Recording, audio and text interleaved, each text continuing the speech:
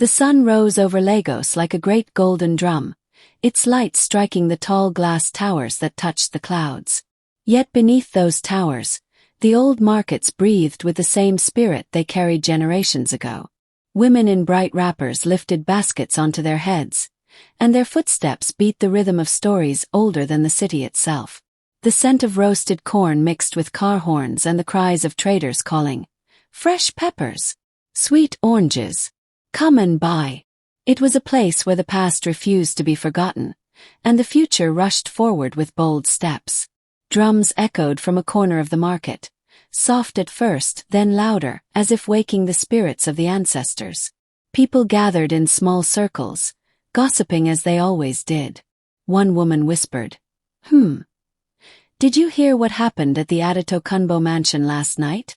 Another replied, "In this Lagos, news travels faster than harmattan wind."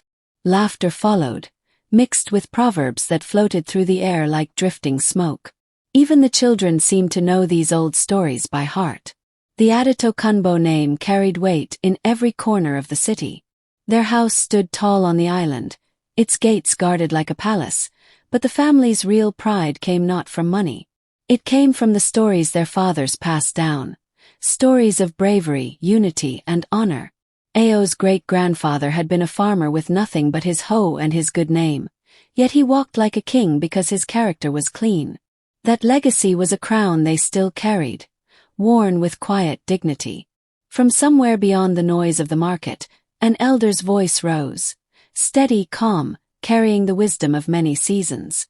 "My children," he began, "in this life the road may split into many paths, but only one leads home." His voice rolled over the city like warm wind.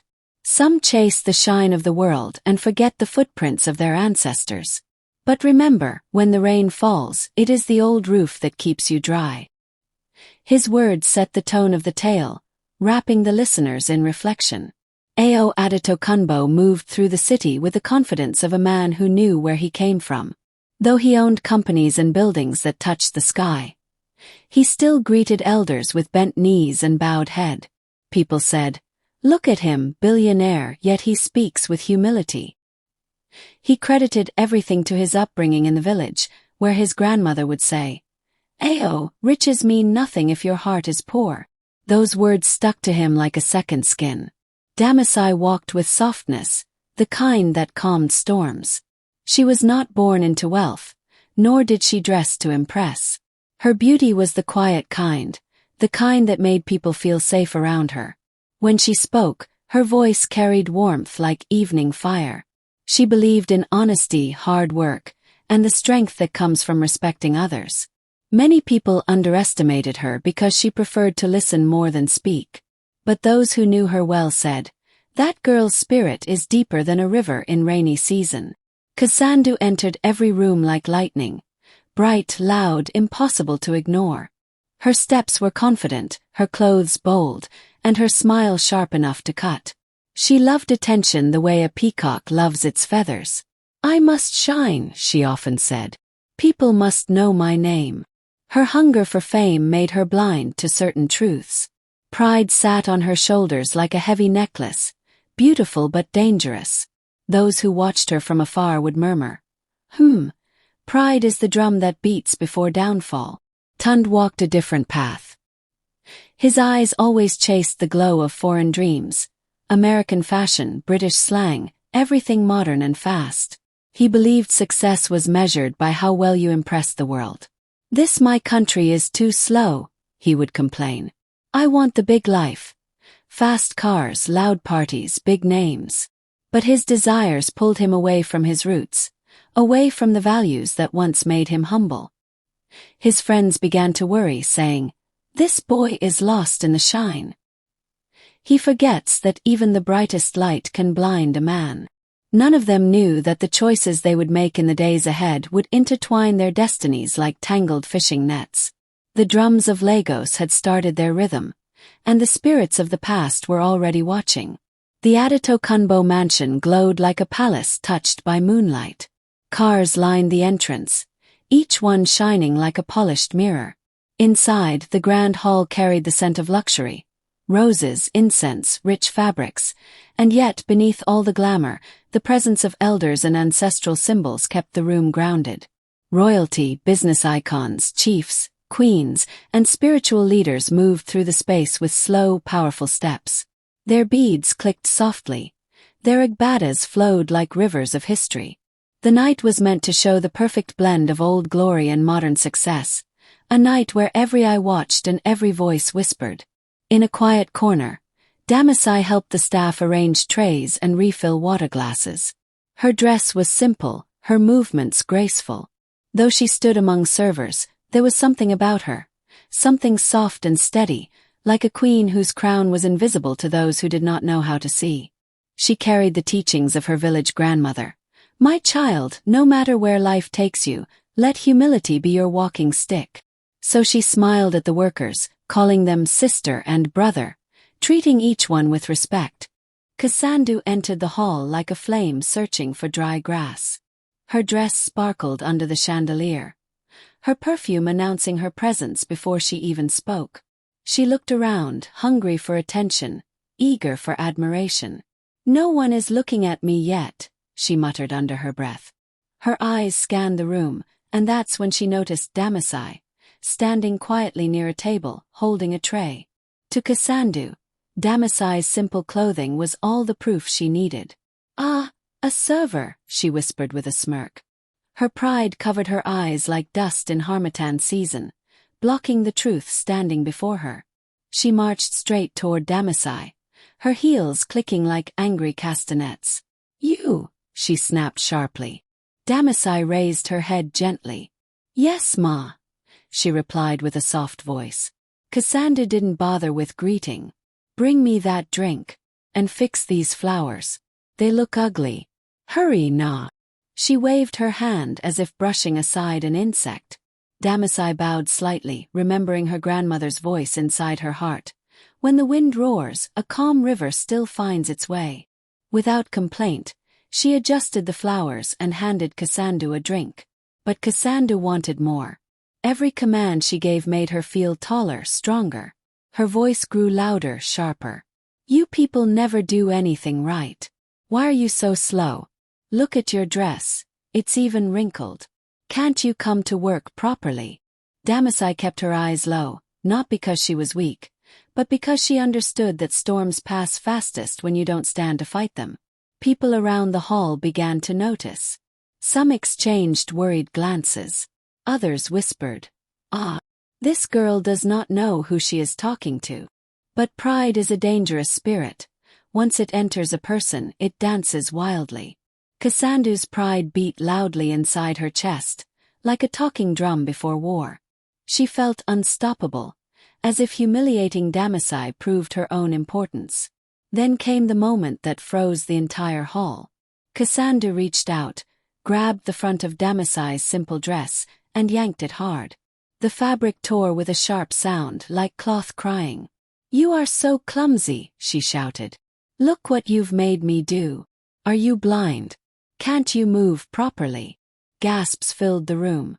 Plates paused in midair. Music seemed to stop breathing. Damasai stood still, holding the torn cloth against her chest. Her eyes were calm, but behind them a deep sadness glowed. She whispered only one thing. "May your heart find peace." Those who witnessed it felt their stomachs twist. They knew a line had been crossed. They knew the ancestors were watching now. And far across the room, hidden among the crowd, Ao and Tund had just turned their heads, both their faces darkening like clouds preparing for heavy rain. The night of power and prestige had just become the night the spirits would not forget. The sound of the tearing cloth still hung in the air like a trapped spirit when the hall suddenly fell quiet. Too quiet. The music faded, the laughter died, and even the clinking glasses froze mid-movement. People stood like carved statues, afraid to take a breath. No one dared step forward or speak. The Adato Kunbo name carried weight that could lift or crush, so every witness swallowed their shock and stayed where they were. Some stared at their feet. Others looked at Damasai with pity, but none found the courage to intervene. Fear wrapped the room like a thick fog. Damasai slowly stepped back, clutching her torn dress.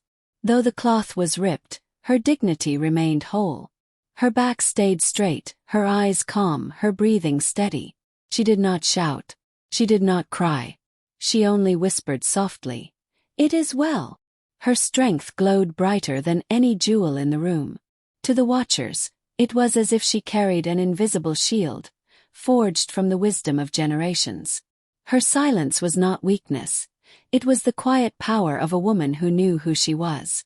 In that moment, two worlds clashed before everyone's eyes. Damasai's stillness carried the spirit of the old ways: respect, patience, humility. Kassandu's loud arrogance carried the restless wind of reckless modern living. Her pride burned hot, blinding her to truth, while Damasai's calm felt like cool rain bringing sense to chaos. It was a symbolic moment, where tradition stood face to face with vanity, and the entire hall felt the tension shifting like a scale weighing justice. Among the crowd were elders dressed in flowing agbadas, their beads clicking softly as they turned their heads. Some exchanged knowing glances. One old woman murmured, "Ah, the ancestors are watching this night." Another whispered, "Destiny is twisting. A test has come for the Adito Kunbos."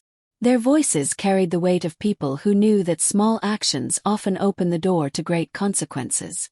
The air felt thick, almost alive, as if ancient spirits stirred in the shadows. Just then Ao stepped into the hall. He had been speaking with a group near the back, but something inside him, an instinct older than any language, pulled him forward. He felt the heaviness before he saw the cause. His eyes scanned the room, noticing the stiff faces, the strange silence, the tension stretched thin. "What is happening here?" he whispered to himself as he moved through the crowd. His steps slow and controlled. Then his eyes found Damasai. The world seemed to stop around him. Her dress, torn from the shoulder. Her hand holding the loose fabric against her chest. Her calm posture hiding a storm of humiliation. Ao's face went still, too still. His jaw tightened. His fingers curled slightly at his sides. The change was small but sharp, like a knife being unsheathed. A man's anger does not always come with shouting. Sometimes it comes with silence so deep it weighs on the soul. A hush fell even deeper across the room. People shifted uneasily. One man whispered, "This is not good." Another muttered, "Ao is calm. This kind of calm is dangerous." Among the elders, one nodded slowly, saying, "When thunder is quiet, the earth should fear." Ao walked closer, the air around him growing heavier with each step. His silence wrapped around the hall like a warning drumbeat. Even Kassandu's arrogant smile faded as a strange coldness touched her spine. She didn't yet understand what she had done, but the room understood. Everyone could feel it, a storm rising, powerful and fierce, the kind that shakes roofs and tests spirits. The hall vibrated with tension, waiting for what would happen next, knowing the night was no longer just a party. It had become a battlefield of pride, honor, and the ancient ways that never truly die. Kassandu straightened her back, her eyes blazing with a kind of pride that made the sun seem dim beside her. She believed herself untouchable, the queen of the hall, her heels clicking like the drumbeats of a festival announcing her superiority. She had no idea that the woman she scorned, quiet and humble, was the very heart of the house, chosen by destiny itself. "Do you not see where you stand?" she hissed, pointing an accusing finger at Damasai. Around them, whispers fluttered like restless birds, yet Kassandu's gaze remained locked on her perceived servant, blind to the truth standing mere steps away. Every word she spat carried venom, yet it could not touch the strength that lay beneath Damasai's gentle eyes. Tund, swelling with misplaced loyalty, stepped forward as if the air itself belonged to him. "How dare you treat her so?" he shouted, chest rising with fury. "She is not to be spoken to like that. Who do you think you are, barking orders at a lady in this hall?" His words thundered through the room, drawing shocked stares from every corner. He assumed he was defending the woman he adored, yet he had no idea that his actions only deepened the wound. Pride, dazzled by modern glamour, had clouded his judgment, making him blind to the wisdom his elders had tried to teach him. Every step he took toward Damasai seemed to widen the distance between himself and the values he once held dear. The hall quivered with tension, as if the walls themselves could sense the family's fragile balance tipping. Eyes darted from one figure to another, some wide with disbelief, others narrowing with judgment. Jealousy, entitlement, and pride swirled through the room like smoke from a fire, stinging everyone present. Murmurs spread quickly. "A house divided against itself will fall," one guest muttered. "Even wealth cannot save a family when respect is lost," another whispered. Every observer felt the weight of the dynasty cracking from within, as the old ways collided violently with the new, each gesture and word charged with moral significance. From the shadows, the elders exchanged glances heavy with meaning. Their voices, soft yet carrying the resonance of ancient wisdom, pierced the hum of the crowd. "See how pride blinds the young," one murmured. "A house where respect breaks will face the wrath of its ancestors," said another, his voice trembling with prophecy. They saw the threads of destiny pulling taut, recognizing the moment as a test not just of character, but of lineage. The air seemed to hum with ancestral presence, silent eyes watching, waiting for the right moment to intervene, to steer the family back to the path of honor. Finally, Ao stepped forward, his movement slow but deliberate. The hall fell into a hush so deep it pressed against the ears like heavy velvet. "Enough," he said, his voice cutting through the tension without raising in anger. All eyes turned to him as he revealed the truth. "The woman you humiliated, the one you thought beneath you, is my wife." The words struck like a stone thrown into still water, rippling through the crowd. Gasps erupted, Kasandu froze, and Tun's color drained like morning mist. Shock spread across the room like wildfire, igniting whispers, gasps, and stares heavy with judgment. Shame settled on Kasandu and Tun like a cloak soaked in rain. They could barely breathe, struggling to comprehend the enormity of their misjudgment. Every eye in the hall seemed to pierce straight through their arrogance, showing them the depth of their folly. Kasandu's fingers trembled, her voice caught in her throat. Tun's shoulders slumped, his pride evaporating under the weight of undeniable truth. The realization of their actions, seen and judged by everyone, wrapped around them, unrelenting and heavy. Ao breathed slowly, holding the storm in his chest like a river dammed by centuries of wisdom. "We will not respond with chaos," he said, steady and calm. "Disgrace is not met with shouts or shame alone. We call for a family council, guided by the laws of our ancestors."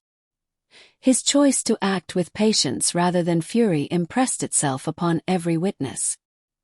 He spoke as a leader molded by heritage and moral clarity, demonstrating that the family's honor could only be restored through reflection, accountability, and guided justice. Even as the crowd listened, the elders nodded, approving his wisdom. "Anger is easy," he said, "but wisdom must endure. When we respond with measured hearts, the family learns, the dynasty strengthens, and the ancestors smile."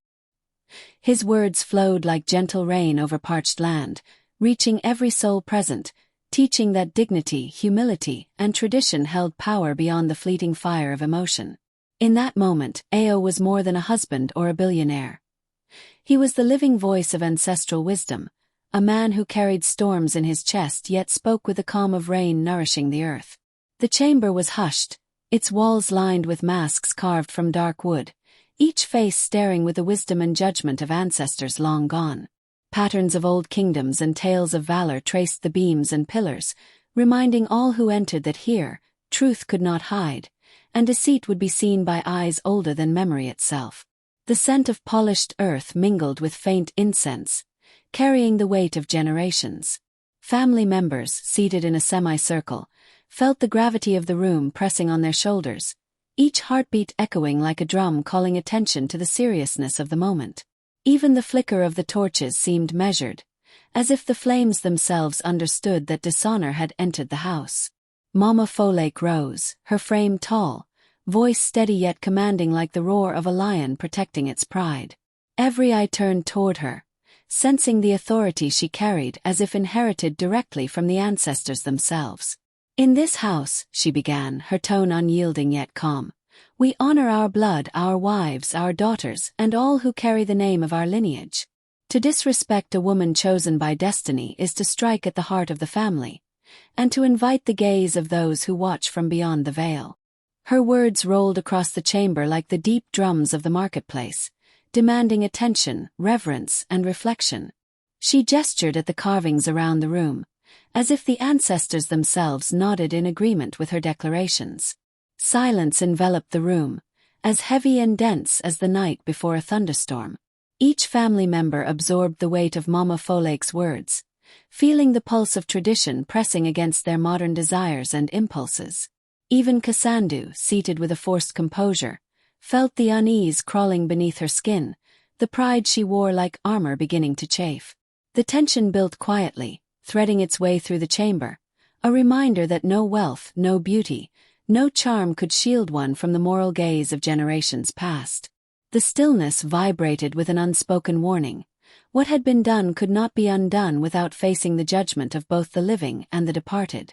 Cassandra lifted her chin, trying to gather the remnants of her arrogance into a shield. I only spoke as I thought proper," she began, her voice tremulous yet defiant. "She appeared as a servant. I did not know. I did not realize."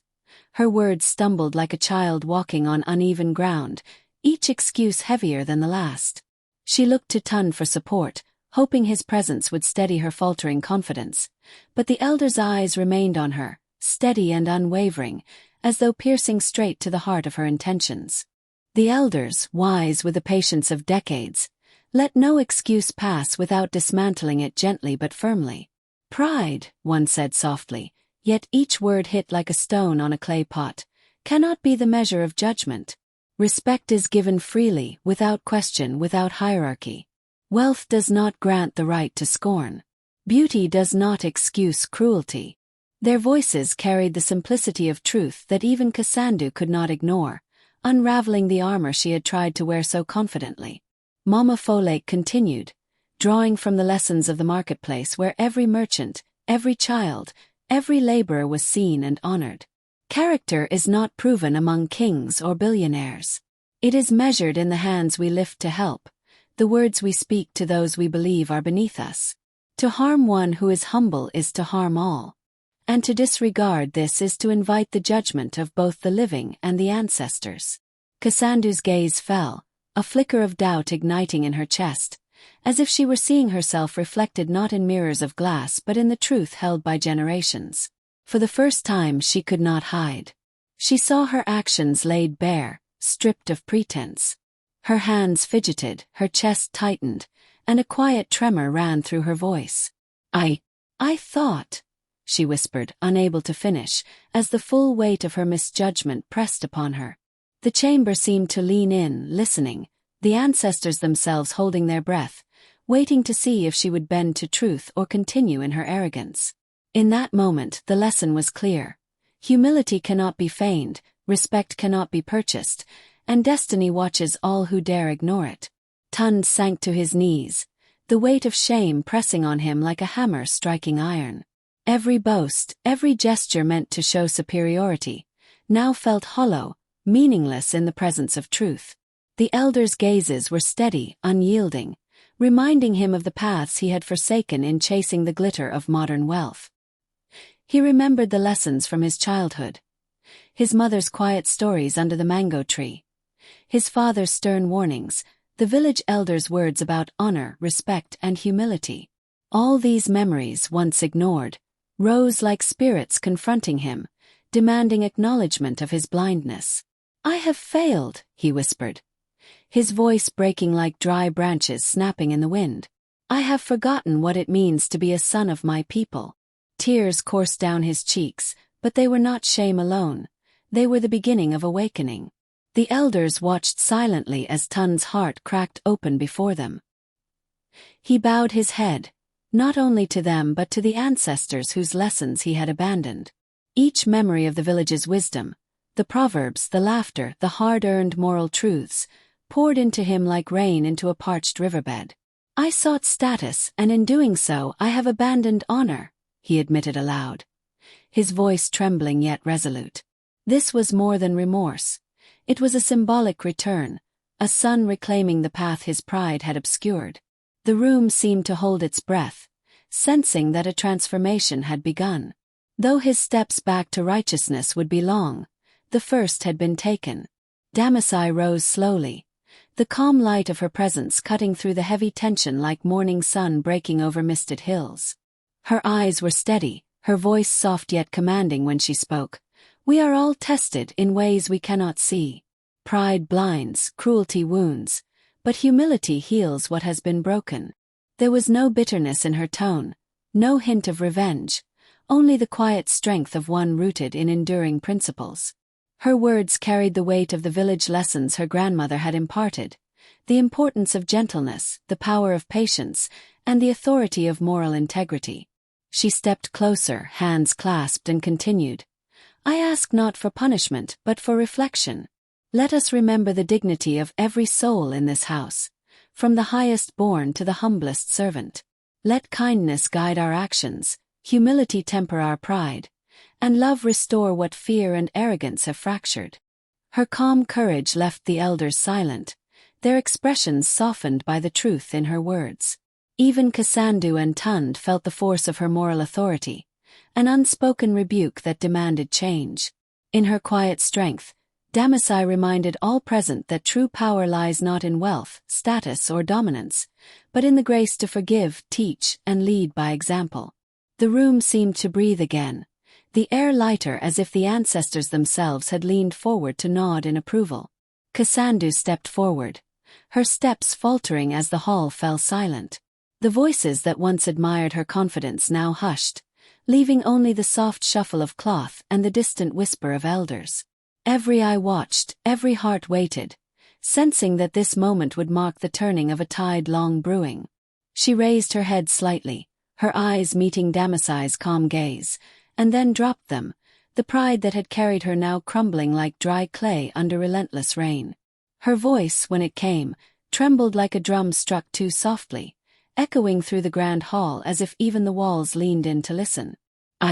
I have been blind, she admitted, each word heavy with shame. I have sought status over respect, glamour over goodness. To those I have wronged, I offer my apology. Her words fell first upon Damasai, who nodded gently, the quiet grace in her eyes a reflection of the village wisdom that had guided her.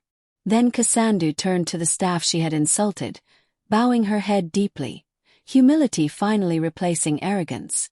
Murmurs rippled through the hall. Some softened, their hearts moved by the visible transformation of a spirit humbled at last. Others murmured in satisfaction, sensing the hand of justice that had long awaited this reckoning. The elders exchanged knowing glances, their eyes reflecting the unseen spirits of ancestors who watched the living carefully, approving the restoration of balance. One elder's whisper floated across the polished floor. A heart that bends now will walk a better path tomorrow. Cassandra stood, small in stature but beginning the slow rise of moral awakening, facing the truth she had long resisted, and the hall, once tense with pride and discord, seemed to exhale, the weight of judgment lifted at last. The air felt lighter, the distant echoes of drums and stories in the city outside blending with the lesson within. That pride destroys, humility restores, and true honor is measured not by power, but by the courage to recognize one's own faults and seek reconciliation. The council had spoken, the spirits had nodded, and Cassandra, finally, stood at the crossroads between ruin and redemption, the future awaiting the choices she would now make. Tund stepped away from Cassandra, the weight of shame heavy on his shoulders. His heart ached, not for the public embarrassment, but for the realization of how far he had strayed from the values taught by his village and ancestors. Each step toward the village square felt like walking through a storm, the echoes of laughter, pride, and arrogance still clinging to him. The familiar path, once taken without thought, now felt sacred, a journey back to the wisdom he had abandoned. When he arrived, the elders waited, seated under the shade of the ancient Irako tree. Their eyes, calm and piercing, seemed to look into the very soul of the boy who had left honor behind. Tund, one elder said softly. The heart that strays can return, but only if it bows before truth. Another added. A son who chases empty glory forgets the strength of the river that bends and never breaks. Tund bowed, the heaviness in his chest easing slightly as their words sank in. He listened to stories of courage, humility, and respect, lessons woven from the lives of those who came before him. With each word, a part of him mended, and he knew that the hard path of reflection and action was his only way forward. He left the square quietly, carrying not shame, but the first sparks of reclaimed honor, determined to walk with integrity in every step ahead. Meanwhile, Damasai stood among the staff, her presence calm and unassuming. They approached her, gratitude shining in their eyes, for she had faced humiliation with dignity and without resentment. "You have taught us more than we could learn in years of work," one whispered. She smiled softly, her heart at ease, knowing that respect earned through patience and humility shines brighter than the loudest wealth or power. Word of her quiet strength spread across the hall, voices murmuring, "This is the woman worth celebrating." Her calm, unwavering presence became a beacon, a living testament that true honor is found in the heart, not in titles or riches. Ao stepped beside her, his eyes reflecting pride, apology, and deep love all at once. He draped her shoulders with a fine osso oak, its patterns glimmering with ancestral significance, restoring her dignity before all who watched. Gasps filled the room as the cloth shimmered, a symbol of lineage, respect, and reclaimed honor. Then his voice carried across the hall. "In her name, a foundation will rise to uplift the women of our villages, so that humility, strength, and wisdom may guide the next generation." The crowd erupted in applause, the weight of past humiliation replaced with hope. Damasai's calm dignity now stood not just as a personal victory, but as a symbol for all, that grace, humility, and integrity endure, long after pride and arrogance fade. The hall had quieted, the echoes of conflict and resolution still lingering in the air. From the shadowed corner, the voice of the elder rose, carrying the weight of generations long past. "Listen, children of this land," the narrator intoned, "for the measure of a person is not counted by the wealth they hold or the titles they claim, but by how they treat those they believe powerless." His words wove through the room like the soft wind stirring the leaves of the ancient Iroko trees outside, sinking into every heart present. Outside in the village, the people spoke quietly among themselves, nodding with understanding. They had witnessed pride shatter homes and humility rebuild them. The murmurs carried the lesson across streets and markets.